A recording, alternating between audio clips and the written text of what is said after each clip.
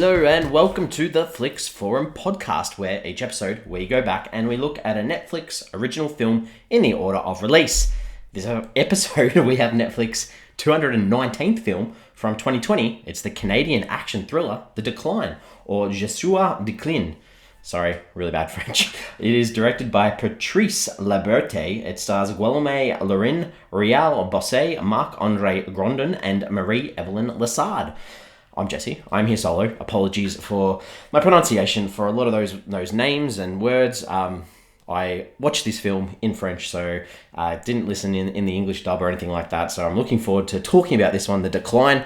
If you haven't seen this film and you want to avoid any spoilers, please give us a pause and come back later on, because I'm going to jump into this and talk about our fast flicks, where we do a quick little summary of what the film is all about. So for The Decline, this is in a world where everyone is awaiting its destruction, and a man joins a survivalist training camp to prepare himself further.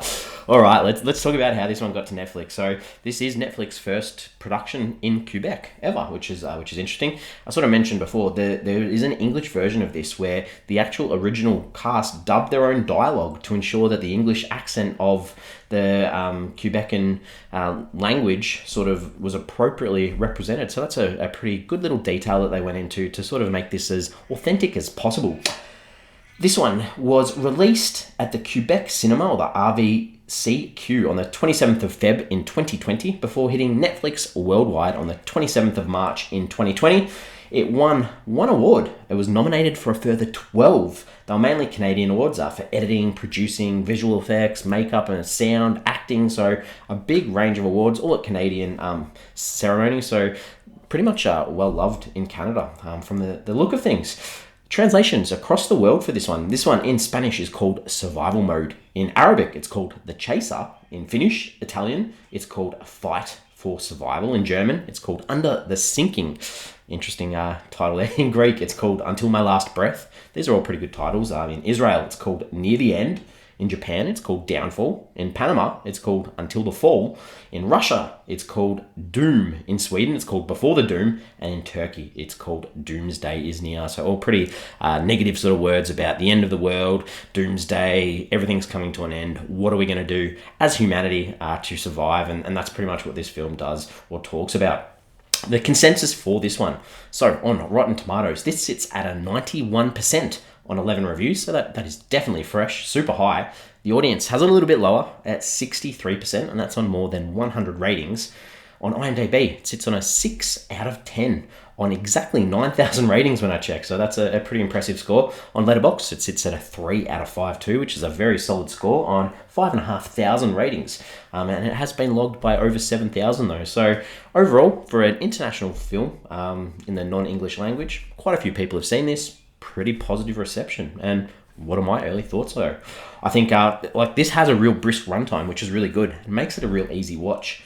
I think there's great tension throughout. The social commentary works, even if it is jammed down your throat the whole way through.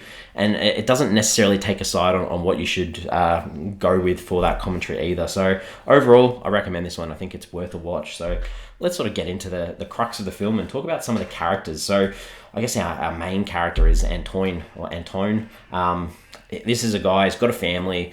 He's obsessed with survival. He does drills about survival and escaping the house with his wife and his daughter to sort of ensure that they're ready for the downfall of society. And he's sort of really interested in, how they can survive if anything does sort of fall to pieces. And he sort of takes this inspiration from this guy called Elaine, who is this YouTube internet survivalist. And he almost has this Elaine guy has a cult following. He's paranoid himself about survival. And I guess he's almost the villain of this film. He expects society to fall, but not from within his own sort of ranks, I guess. So he's a guy who's ready to use force and violence, but really only if necessary. He does want to do things the right way, and he does have a little bit of a soft side. He plays the piano, but he does snap very quickly, has a quick temper. And we see this in a certain part when he doesn't want water to be wasted. He spent his whole life sort of building this commune or this survivalist sort of retreat out in the middle of nowhere to be self-sufficient and be able to survive without any interactions from the outside world. So you can see why he puts so much emphasis and energy into protecting it. But he does invite a whole crew and a range of people, including including Antone, who manages to sort of sneak in this last minute spot because someone's pulled out. So some of the other characters who are there on this survival retreat, we've got Rachel, who was a former military person, has sort of given up on the military, can't do it anymore, a little bit hesitant and scared of the field because of some involvement in the past in the military. So her and Antone sort of get along pretty well. There's another character called Anna, Seb, Francois. These are all sort of side characters who are a part of the adventure of what's going on. And I think Francois, without an incident with him in this film, the film could have gone in a completely different way. But he's sort of that turning point in this film. The last sort of character I'll talk about is David, and he's sort of the extreme of where these people are at. The people there are there to support themselves and ensure they know what to do if the world does fall down. Whereas David, he sort of comes across as being indoctrinated by Elaine. He's very gung-ho and ready to do whatever is necessary, including violence, because of he's a proud person and he's happy to rat the others out to impress Elaine. So that's a gist of some of the characters. Let's talk about the director, Patrice Lailberte. Feature debut, a lot of TV, a lot of shorts.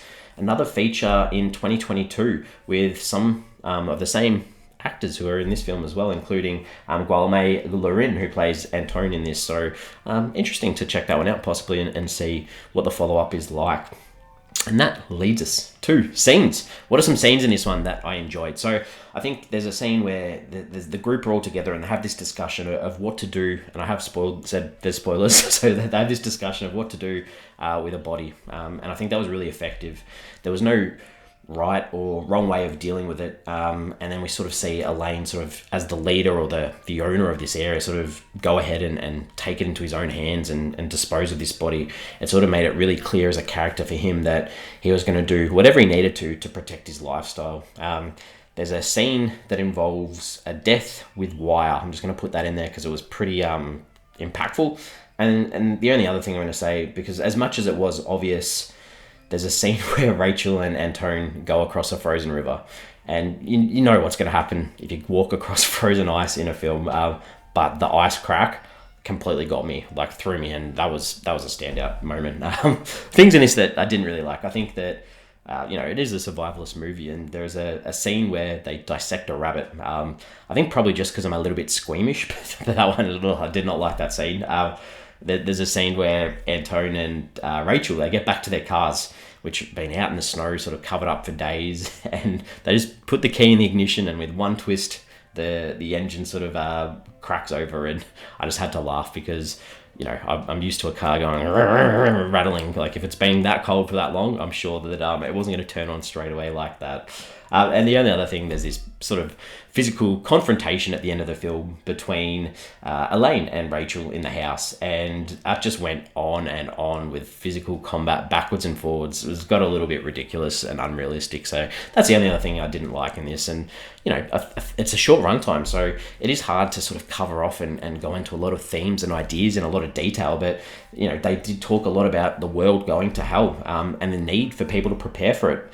And it sort of gives that a question, I guess, of what lengths would you go to or should you go to survive? Because people at times can be their worst enemies. And, just because this event is happening where the world's coming undone, what sort of, ideas can we think about with peace? Will the world ever be peaceful? Are we in a stage where there's just going to be conflict forever and ever, and we never have peace again? And some of these things that are sort of confronting to peace are the idea of immigration, which they touch on in this. I think there's a lot of displaced people they're talking about, like environment, sort of refugees, and the feelings of a lot of these characters were quite clear in their thoughts. And then as well about the government and what they're doing to sort of help out or not help out in this case, because they talk about gun control. And realistically in this film, if you didn't have guns, a lot of this stuff wouldn't have happened. And the other idea too I sort of touched on was global warming.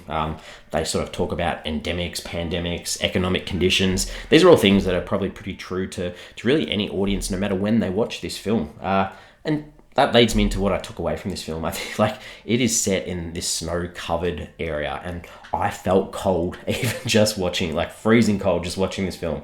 And it must have been one hell of a production for this cast and crew to work in such a cold environment.